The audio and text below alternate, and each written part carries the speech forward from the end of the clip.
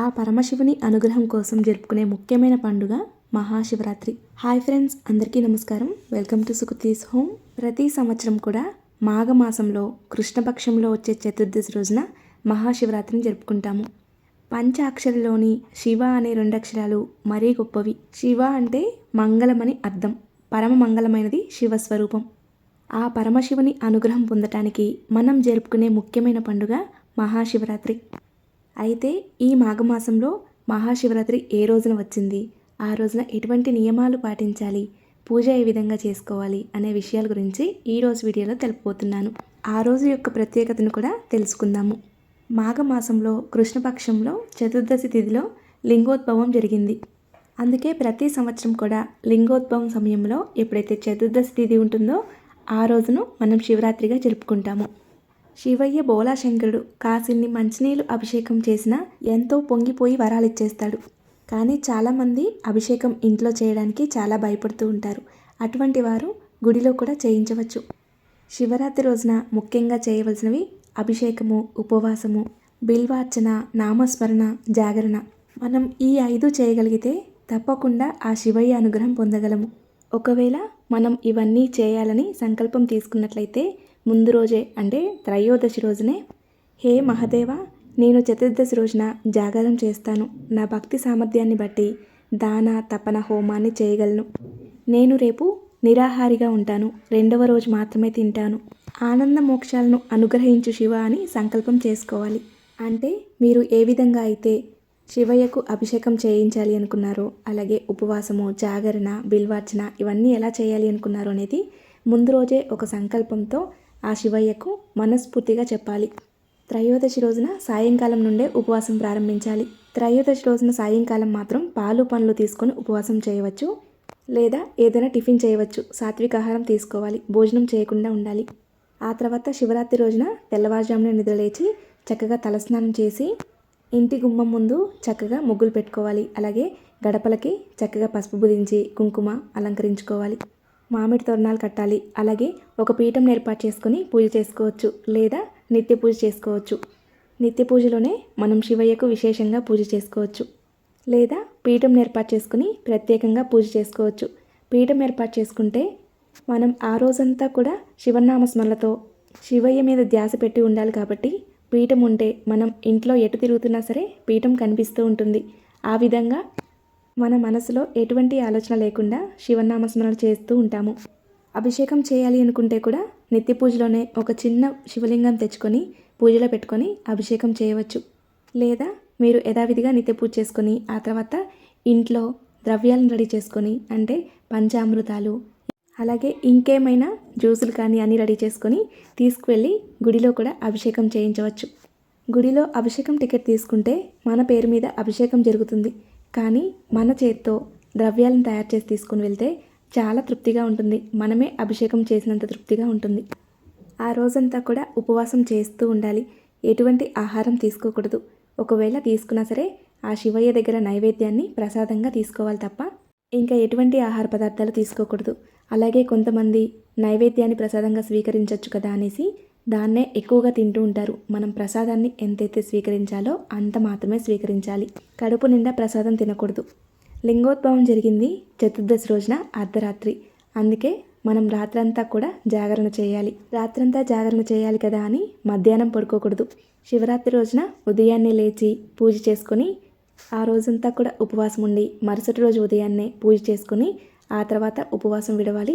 జాగరణ కూడా పూర్తవుతుంది.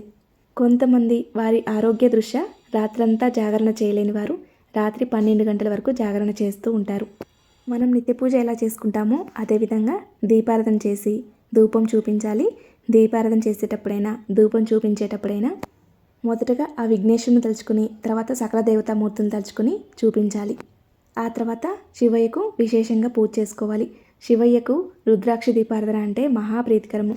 అందుకే ఆ రోజున రుద్రాక్ష దీపారాధన చేస్తే చాలా మంచిది. అలాగే పిండి దీపారాధన కూడా చాలా మంచిది. ఒకవేళ రుద్రాక్ష దీపారాధన చేయలేకపోయినా సరే పిండి దీపారాధన వరకు చేయండి. రుద్రాక్ష దీపారాధన అంటే రుద్రాక్షలు తీసుకొని లేదా రుద్రాక్ష మాల కానీ తీసుకొని ఒక ప్లేట్లో పెట్టుకోవాలి. దాని మీద కానీ దాని మధ్యలో కానీ పిండి ప్రమిద పెట్టుకొని దానిలో దీపారాధన చేయాలి. మనం ఈ రుద్రాక్షల్ని మళ్ళీ మనం పూజలో ఉపయోగించుకోవచ్చు. బియ్య పిండితో చక్కగా ప్రమిద చేసుకొని గంధము కుంకుమ అలంకరించుకొని ప్లేట్లో పెట్టుకోవాలి. ఒకవేళ రుద్రాక్షం లేకపోయినా సరే ఇలా పిండి దీపారాధన చేస్తే చాలా మంచిది. సకల దోషాలు తొలగిపోతాయి, పాపాలు తొలగిపోతాయి.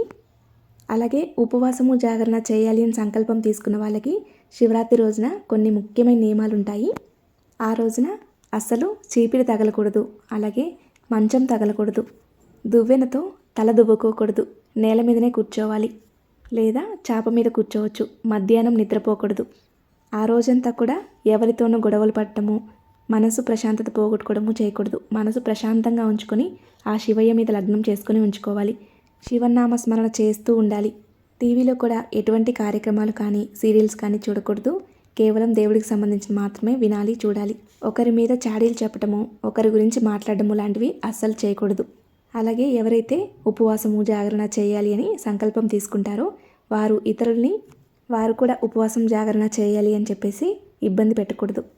ఎందుకంటే శివరాత్రి రోజున ఉపవాసమైనా జాగరణైనా బిల్వార్చనైనా ఏం చేసినా సరే మనస్ఫూర్తిగా చేయాలి, లేదా వేరే వాళ్ళు చేస్తున్నారని పోటీగా చేయకూడదు.